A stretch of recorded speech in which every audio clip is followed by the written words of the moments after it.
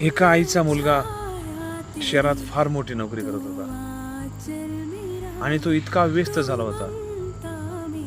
त्याची आई दारात बसून रोज फोनची वाट पाहायची, पण तिला काही फोन येत नव्हता. बऱ्याच दिवसांनी आईला राहवलं गेलं नाही आणि आईने शेजाराच्या फोननी त्या मुलाला फोन केला. आईने त्या मुलाला एवढंच विचारलं, बाळा, तुझा मला फक्त आवाज ऐकायचा होता रे. एवढं ऐकताच त्या मुलाच्या डोळ्यात पाणी आलं आणि त्याने विचार केला की आपण जग जिंकण्यात एवढं व्यस्त झालो की ज्यांच्यासाठी आपण जग होतो त्यांनाच विसरून गेलो. दुसऱ्या दिवशी तो मुलगा गावाकडे आला.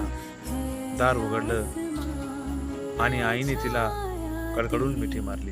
मित्रांनो, मी एवढंच सांगन, आयुष्य जगत असताना आई वडिलांसाठी थोडा तरी वेळ द्या, कारण त्यांच्यासाठी संपूर्ण जग आपणच आहोत मित्रांनो.